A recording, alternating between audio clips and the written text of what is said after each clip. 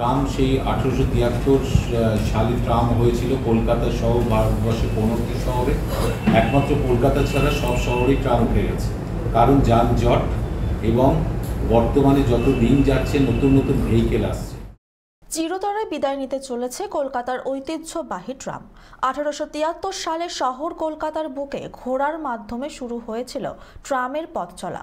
সেই ঐতিহ্যবাহী ট্রামের চলাচলকে ধরে রাখতে সম্পূর্ণ ব্যর্থ বর্তমান তৃণমূল কংগ্রেস পরিচালিত রাজ্য সরকার। রাজ্যের পরিবহন মন্ত্রী স্নেহাশিস চক্রবর্তী পরিষ্কার জানিয়ে দিলেন, আবেগ দিয়ে নয়, যানজটমুক্ত যানবাহন চলাচলকেই গুরুত্ব দিতে হেরিটেজ বা ঐতিহ্যবাহী একটি ট্রামকেই চালাবে রাজ্য পরিবহন দপ্তর। তিনি জানান, কলকাতা হাইকোর্টের বিষয়টি বিচারাধীন অবস্থায় আছে এখন। আগামী দিনে পরিবহন দপ্তরের পক্ষ থেকে স্প্ল্যানেড থেকে ময়দান পর্যন্ত একটি মাত্র ট্রামকেই হেরিটেজ হিসেবে চালানো হবে। অর্থাৎ এতদিনের যে ঐতিহ্য তাকে ধরে রাখতে এবং পরিচালনা করতে যে বর্তমান রাজ্য সরকার একেবারেই ব্যর্থ হয়েছে তা এক কথায় স্বীকার করে নেন তিনি। তাই আগামী দিনে ইতিহাসের পাতায় একমাত্র দেখা মিলবে শহর কলকাতার এই ঐতিহ্যবাহী ট্রামের। পাশাপাশি তিনি এটাও দাবি করেন, পৃথিবীর আর কোথাও ট্রাম চলে না, তাই শহরের যানজটের দিকে নজর রাখতেই রাজ্য সরকার এই পদক্ষেপ নিচ্ছে। কোনো আবেগ দিয়ে নয়, কারো সুবিধার্থে নয়, পরিবহন দপ্তর সবকিছু পরিচালনা করে সকলের দিকে তাকিয়ে ও সকলের সুবিধার্থে অগত্যায়। তাই শহর কলকাতা থেকে এবার চিরতরে উঠতে চলেছে ঐতিহ্যবাহী ট্রাম।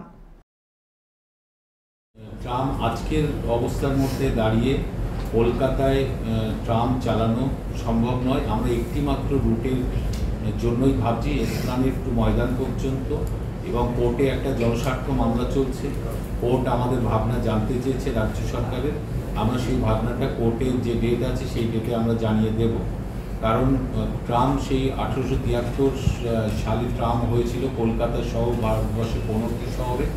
একমাত্র কলকাতা ছাড়া সব শহরেই ট্রাম উঠে গেছে, কারণ যানজট এবং বর্তমানে যত দিন যাচ্ছে নতুন নতুন ভেহিকেল আসছে। এবং এই যে কলকাতায় সেটাও কত রকম ভেহিকেল চলে এসেছে এই 150 বছরে। যখন ট্রাম ছিল তখন ঘোড়ার গাড়ি ছিল, আরও টানা রিক্সা ছিল, কিংবা গরুর গাড়ি ছিল। তো এখন তারপর কত গাড়ি চলে এলো, এমন মেট্রো চলে এলো, কত ক্যাব চলে এলো, বাস চলে এলো, ট্যাক্সি চলে এলো, অ্যাম্বাসেডর চলে এলো, তারপর প্রাইভেট গাড়ি। এত মানুষ কিনেছে, কিন্তু কলকাতার রাস্তা চওড়া হয়নি। কলকাতায় রাস্তার পরিমাণ মাত্র 6% মোট জমির। এটা মুম্বাই বা দিল্লি থেকে অনেক কম, এবং বিদেশের সাথে তুলনা করলে তো অনেকই কম। কিন্তু জনসংখ্যা বাড়ার সঙ্গে সঙ্গে ছোট ছোট ভেহিকেলের সংখ্যাও বেড়েছে। এই অবস্থায় রাস্তার মাঝখান থেকে ট্রামের চলা এটা আজকের দিনে সম্ভব নয়। কেন সম্ভব নয়? তার কারণ হচ্ছে যে কলকাতার ট্রাফিক পুলিশ অত্যন্ত দক্ষতার সঙ্গে কলকাতাকে যানজট মুক্ত শহর হিসেবে গড়ে তুলতে পেরেছে, যেটা ভারতবর্ষের যানজট মুক্ত শহর হিসেবে অবশ্যই কলকাতা 1 নম্বর স্থান দখল করেছে। এই যে যানজট মুক্ত শহর, আমাকে ঘন্টার পর ঘন্টা ট্রাফিক জ্যামে আটকে থাকতে হচ্ছে না, আমরা নির্দিষ্ট সময় অফিসে যেতে পারছি, কাজে যেতে পারছি, গন্তব্যে যেতে পারছি। এটার সাথেও আমরা আপোষ করবো কেমন করে?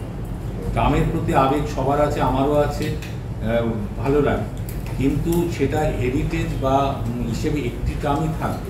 কিন্তু আমার আবেগ বা ব্যক্তিগতভাবে আমাদের কিছু মানুষের আবেগের উপরে ভিত্তি করে আজকের দিনে ট্রাম চালানো যায় না।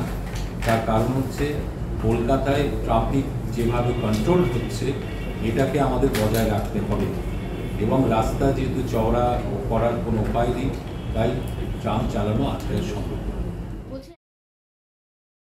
Bureau report, channel 24/7।